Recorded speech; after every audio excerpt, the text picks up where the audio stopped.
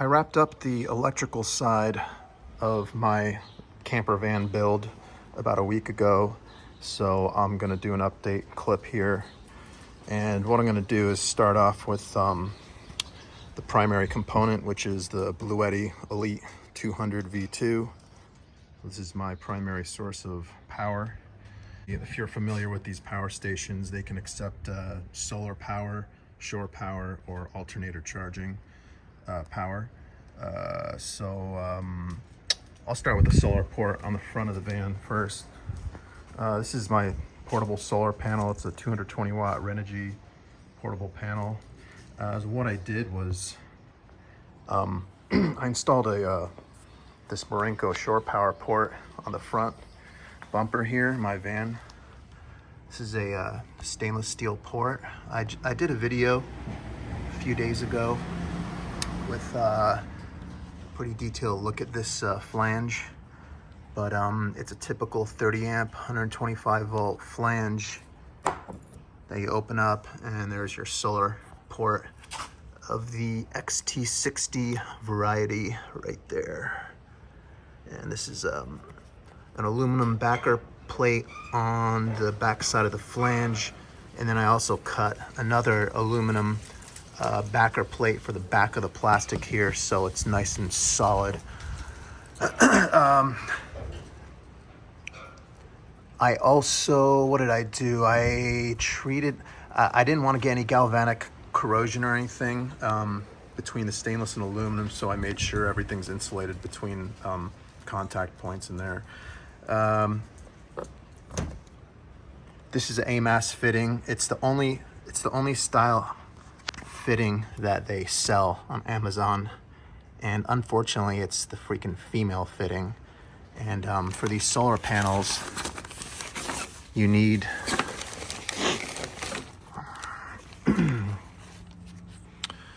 so I had to make an adapter. Obviously they use a female connector on solar panels, so instead of cutting this and redoing it, I just made basically a male-to-male adapter.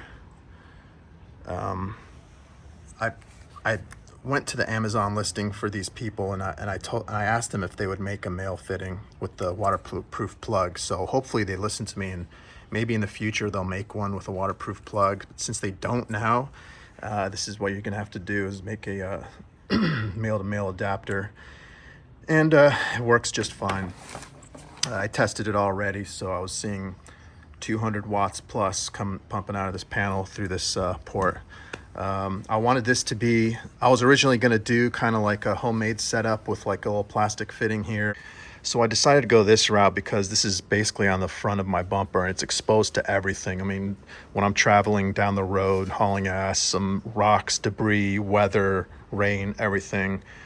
So I felt like this was the best route to go. Not the most cost effective though, because this little guy was really expensive. It was like $100, 120 or 130. Some places have it as low as 100. You might be able to find one on eBay, but I just went ahead and picked this guy up right here from West Marine. This is a fitting that they use on sailboats. So that's the solar port, that's done. From there, my solar goes in. I wired it through the engine bay here, and then I actually removed this cover, and the wire actually comes through a fitting that passes through that's really tight, but it works, and it'll get you down into the back of the glove box, where then I ran it under the floor, and then I passed that cable all the way back here where it comes up. This is my water storage tray, basically the back side here. Let's see here. Okay. So this is my alternator charger, the Charger 1 made by Bluetti. It's a 580 watt DC to DC charger that I installed. The 6 gauge coming in basically comes from the engine bay, fused obviously with a 60 amp fuse at the battery, right into this 60 amp breaker, which you can turn on and off right there with the push of a button. It's only on the positive. It's coming into the charger 1. And then I built this, I reworked my manual transfer switch box. So in an earlier video, I used toggle switches, and they worked. However, they're not rated for DC voltage. So I wanted to do this properly. It took me some time. I contacted Bluetti and I got their feedback, and I went with these 2-pole Chitaxi breakers rated at DC voltage up to 1,000 volts. And these guys are 63 amps a piece. This is on the output side of the charger 1. So this little combiner box basically has 3 breakers. This is charger 1. This is solar front. This is a spare. I installed ports on the outside here. Both my E200 out and my charger 1 ports are on the back of this box. This spare right here, that's another port right there. This is just as a backup and a little bit of redundancy in case something fails. I can unplug and plug into here, or I could even use one of these breakers if something fails or whatever. But if I wanted to do like a solar panel out the back of my van or the side door, I could easily plug it in right here and then flip this breaker on, and I would connect the solar panel to the E200. The whole purpose of this switch box right here is to do my switching right here from these switches versus coming up here to the Elite 200 and unplugging and plugging the port up here. Let me go to the other side. If you're well versed with these power stations, you know exactly what I'm talking about. So this is your DC input here for charging your solar, and also your charger 1. So I didn't want to have to keep unplugging and plugging. I mean, when you're going from campsite to campsite, you're going to want to use solar, and you're also going to want to use your alternator charger. So I didn't want to constantly have to go back and forth and fumble around with wires, move things around. Let's just leave this plugged in here. We'll do the switching right here. It's nice and easy. If I want to go alternator charger, I can easily turn it on right there. We're off. I can go to solar, flip the switch on or off. I built these 90-degree adapters for the solar input, just to give me a little more, just to tighten up this corner here, the power station, before the wire kind of comes out, sticks out. Didn't want to bump into that on accident and break this port. Obviously, this port, you can't repair it. So, yeah, you want to try to protect that port as much as possible. And also the constant plugging in and out, that'll eventually wear down these contacts and make them loose over time. So I think it's better just for longevity, just to make something permanent here, push it in. This is the DC port that feeds my fridge freezer right here. This is another modification that I had to make to get the angled little plug right here from Amazon, and these do not come fused from Amazon, unfortunately. So I fused it back here, and there it is, right there. There's the fuse. I think there's like a 10 or a 15 in there. And then you can unplug it. I didn't run it through the conduit, just leave it on the outside, but I ran the wiring down to the back of my ARB here under the floor.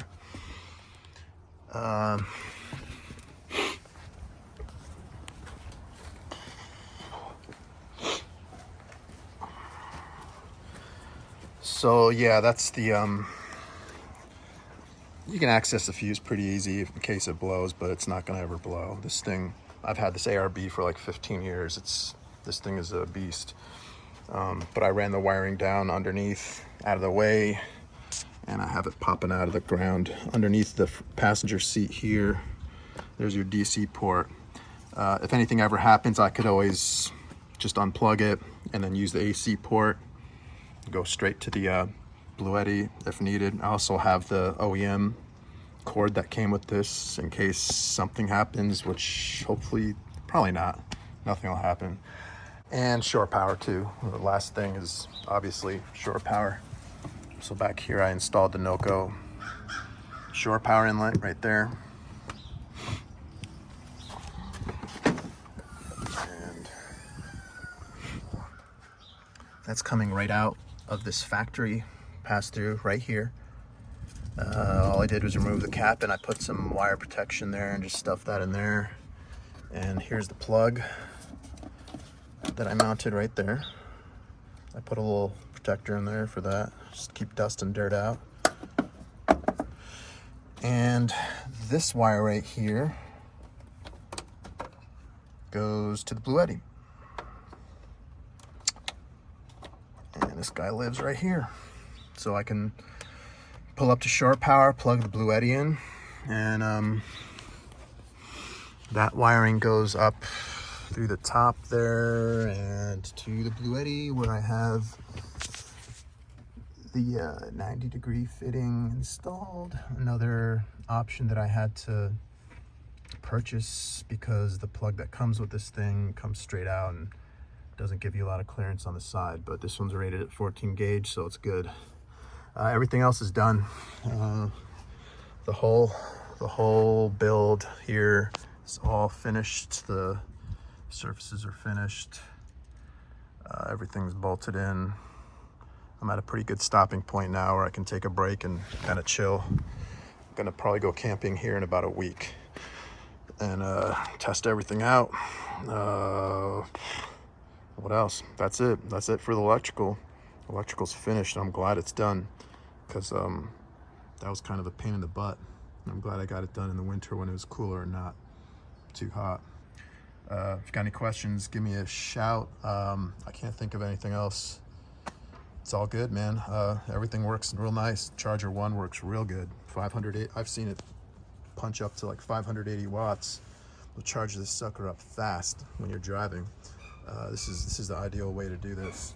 You don't need a bunch of fancy schmancy 12-volt circuits and DC blocks and like a bunch of complexity with these electrical systems. Everything's within hand reach over here. If you got any questions, give me a holler. Later.